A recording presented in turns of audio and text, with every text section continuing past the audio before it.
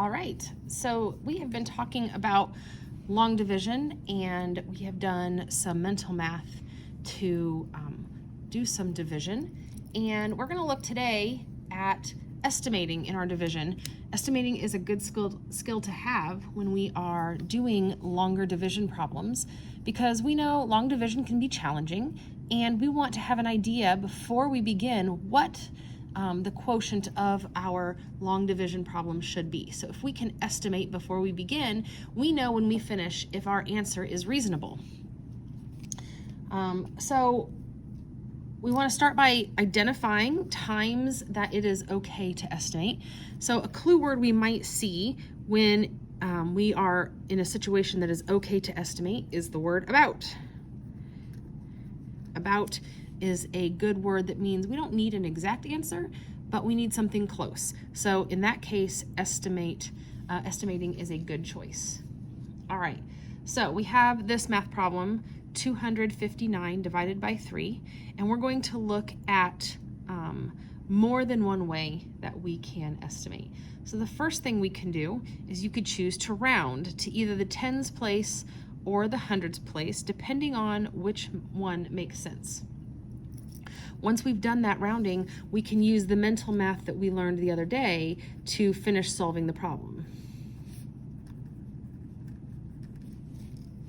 All right, so if I start with rounding to the tens place, I'm going to look at the number 259, and 5 is the digit in the tens place.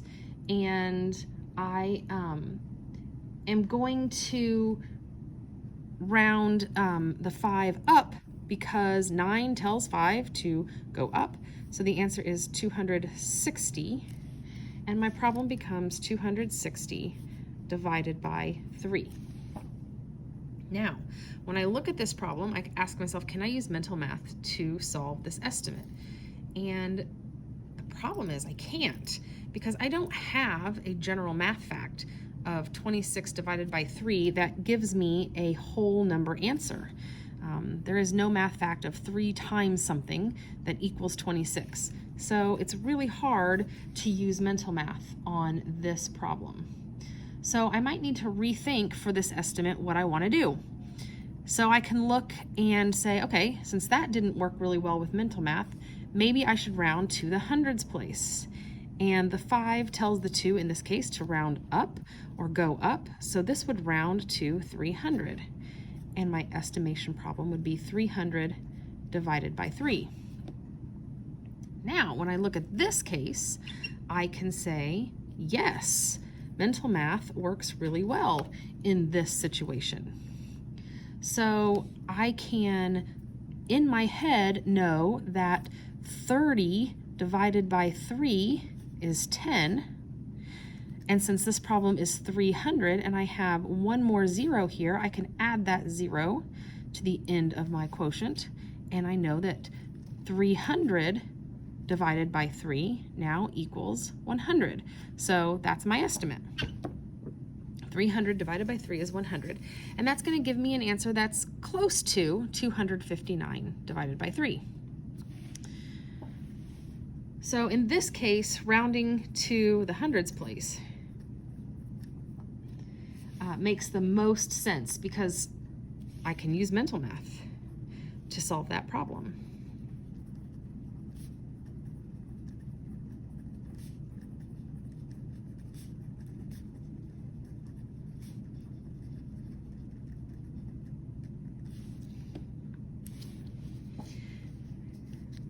Now, sometimes we're going to have a math problem where it doesn't matter where we round to, the math isn't going to work well, and the numbers aren't going to work together to let us do mental math to solve that problem.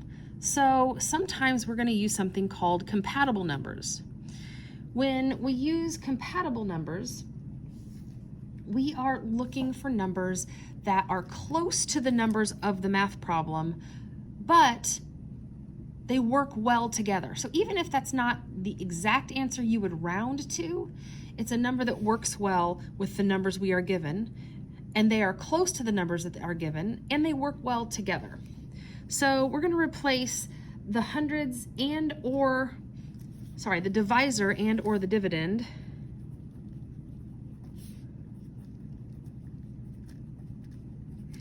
with numbers that are close to the original numbers, but that they automatically work well together. So in this case up here, I rounded this all the way to 300 in order to make this work well. And that's a pretty big jump in the number. So if I want an estimate that's a little bit closer, I could think of something that works well with 3 that's closer to 259. So I could replace 259 with 270. Since I know that 27 divided by 3 is 9, and I can use mental math to find the answer to 270 divided by 3.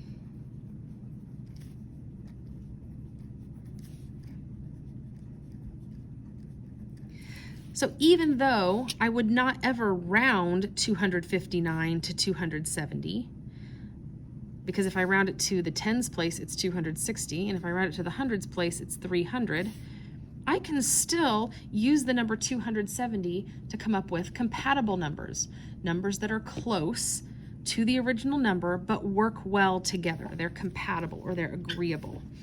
All right, so in this case, I know that 27 divided by 3 is 9, and so I can use that fact to solve 270 divided by 3, because 27 divided by 3 is 9, and I have 1 0 I need to add to my answer. So 270 divided by 3 equals 90. All right, if there were any parts of this video you missed or you need to rewatch in order to get your notes filled out, go back and rewind this video to the beginning and watch it again to make sure you have all the information you need.